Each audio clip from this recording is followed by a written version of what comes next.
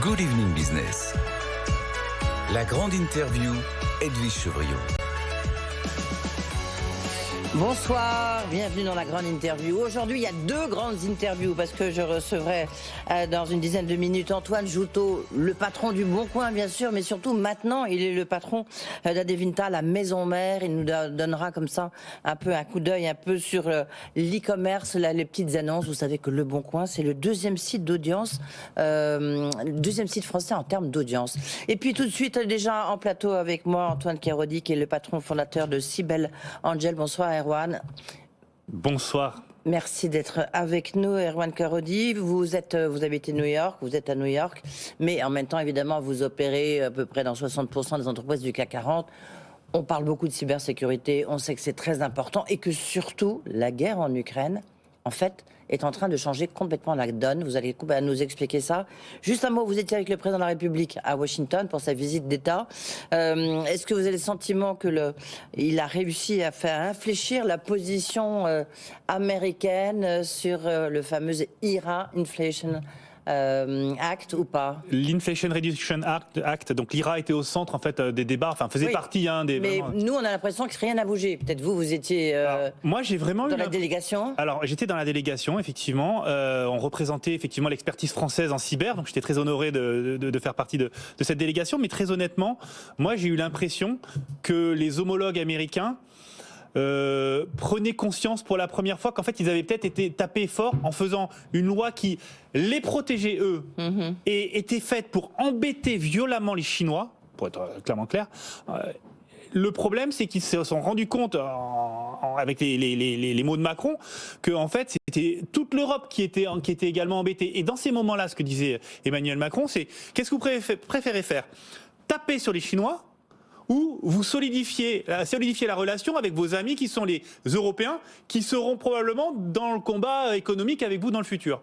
Et ça, je crois qu'ils l'ont entendu. Et d'ailleurs, ils étaient déjà en train de travailler, alors c'était plus au niveau technique, sur des amendements qui pourraient être faits à cette loi pour justement assouplir cette loi, pour préserver les intérêts aussi européens. Ce que disait M. Macron, ça avait l'air d'être assez bien entendu, je crois, c'est que de toute façon, si les Américains ont comme ennemi maintenant la Chine, il va falloir qu'ils aient des alliés solides, l'Europe. Et donc ça ne sert à rien de sucer tout le patrimoine industriel de l'Europe pour le mettre aux États-Unis et affaiblir l'Europe. Il faut une Europe forte, des États-Unis forts pour tenir la dragée haute face aux Chinois. Ouais, si moi ce message est passé, c'est plutôt une bonne chose. Est-ce que vous avez beaucoup parlé de cybersécurité? Parce que nous, pendant ce temps-là, en France, on a vu des hôpitaux, mais pas que. On voit franchement que les cyberattaques se multiplient. C'est un gros sujet de préoccupation pour les chefs d'entreprise, mais pas que, pour les directeurs d'hôpitaux.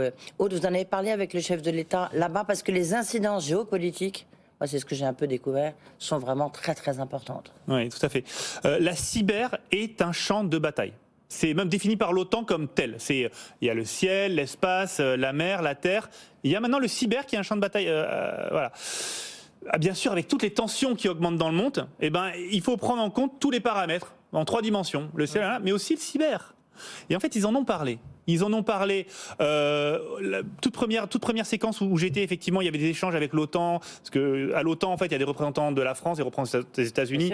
Et il y a un vrai échange constructif pour se dire, on va se mettre d'accord sur tout ce qui est contre-menace, sur la prolifération de la désinformation, des attaques cyber. Ensemble, on peut faire quelque chose, on peut faire bloc. Voilà. Donc ça, c'était assez intéressant. Dans la deuxième partie, sur la partie face de la tech, les présidents face à la tech et aux investisseurs, les plus gros investisseurs américains, KKR, Carlyle, Sequoia, honnêtement, le parterre était énorme. Il y a eu un moment, un mot sur la cyber, comme quoi il était important que les technologies franco-américaine, en France et aux États-Unis, notamment dans la cyber, soit solide, parce que ça fait partie de la souveraineté de ce bloc-là. Oui, la question de souveraineté, en France, on se pose la question parce que vous savez, qu'est-ce qu'on doit faire autour de la cybersécurité chez Atos? Est-ce qu'il faut la regrouper? Il faut faire des regroupements? On en dira un mot tout à l'heure. L'entreprise de cybersécurité américaine Trellix, elle prévoit, il y a une grosse étude qu'elle a sortie, elle prévoit des cyberattaques causées par des conflits géopolitiques. Non, et donc les conflits géopolitiques, ce qui se passe en Ukraine, ça a des conséquences. Et ça va avoir beaucoup de conséquences. Expliquez-nous. Alors c'est très intéressant, ça faisait partie des échanges sur le côté. Vous savez, les échanges sur le côté sont aussi importants que le off est aussi important que le on dans ces moments-là. Alors moi j'étais spectateur, hein. Je me remets à ma place très humblement, j'étais pas au milieu des discussions, j'étais un petit peu à l'écoute. J'ai compris une chose, c'est que au début de la guerre, les États-Unis, l'Europe, la France avaient pu très probablement échanger avec la Russie en disant si la guerre, et notamment la guerre cyber, s'étend aux autres pays, donc la France, les États-Unis, au-delà de l'Ukraine, ça pourrait être, les actes cyber, d'attaque, destruction massive cyber, des actes de destruction massive cyber, pourraient potentiellement être considérés comme une ligne rouge à ne pas franchir.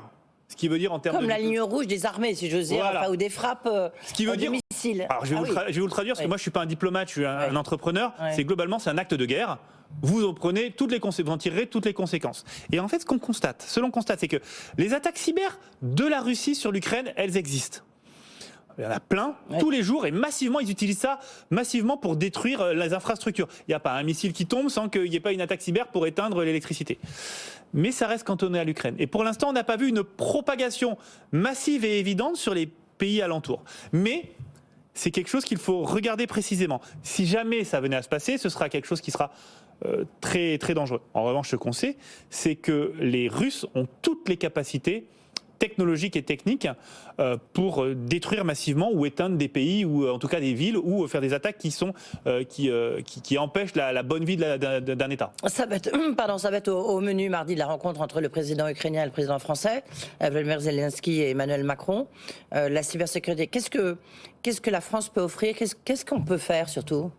Quels sont les outils? Alors les antimissiles, on voit bien, hein, mais les outils pour lutter contre la cybercriminalité, les cyberattaques. Alors déjà, de ce que je comprends, la France a déjà fait énormément avec les Césars qui sont apparemment un must-have des Ukrainiens qui s'en délectent et qui en demandent encore plus, j'ai l'impression. Mais là, on est dans le dur. On est dans le dur. On n'est pas dans les logiciels. Alors, qu'est-ce qu'on peut faire? Il y a des groupes électrogènes, des trucs pour aussi que les soldats sur le terrain aient chaud, mais il y a la cyber. Voilà, mais moi je parlais, restons sur la cyber. Et là, pour l'instant, on sait de façon évidente, puisque du coup dans ces échanges, on avait entendu certains échanges de la Maison-Blanche qui étaient très fiers de dire qu'au début de la guerre, Microsoft avait notamment permis à l'Ukraine de sauvegarder ses serveurs en transférant les serveurs physiques des Ukrainiens et des ministères sur le cloud de Microsoft. Donc là, on voit bien que très tôt, l'ampleur de la menace a été prise. C'est-à-dire, on détruit un hôpital, c'est extrêmement compliqué, ça tue des gens. On détruit des serveurs, ça empêche une armée de fonctionner. Donc très vite, ils sont rentrés dans la logique de protection cyber, de contre-mesures cyber. Maintenant, l'étape d'après, c'est comment on amplifie. Et là, la question, c'est quel est le rôle de la France? Et alors là, Cybelangel, qui est l'un des experts français en cybersécurité, personnellement, je pense qu'elle a tout son rôle à jouer pour protéger. On protège les grands groupes, on peut tout à fait potentiellement protéger un pays. Ouais, malheureusement, il nous reste très peu de temps, Erwan Karody. Qu'est-ce que vous pouvez faire pour les entreprises? Comment ça se passe pour les entreprises en ce moment? Pour les hôpitaux, par exemple, comment vous expliquez la multiplication de ces cyberattaques, de ce activisme avec un H et un K? H et K, très simple. Très très simple, c'est que globalement, vous prenez n'importe quelle infrastructure, entreprise par exemple, ou hôpital, par construction, vous aurez toujours des trous pour rentrer dedans. C'est par construction. Qu'on soit bon, qu'on soit mauvais. On protège les plus grandes entreprises et les plus sécurisées. Et malgré tout, tous les jours, on trouve des menaces qui pourraient détruire la société. Et donc, du coup, la capacité aujourd'hui de Cybelangel, c'est de trouver les trous qui permettraient en fait aux hackers de rentrer. Et donc, nous, on informe les sociétés en leur disant là, le hacker peut rentrer et tout détruire. Le problème, c'est que les infrastructures hospitalières sont un peu moyenâgeuses. Oui, c'est sans doute ça le problème en fait. Ils n'ont pas beaucoup de moyens pour le faire. Oui. En un mot, la restructuration, est-ce qu'il faut un champion français de la cybersécurité, je sais pas, autour de vous, autour d'Atos, autour de Patrick Kane, le patron de Thales, ou d'Orange, à votre avis, qu'est-ce qu'il faut qu'il se passe? Que doit-il se passer?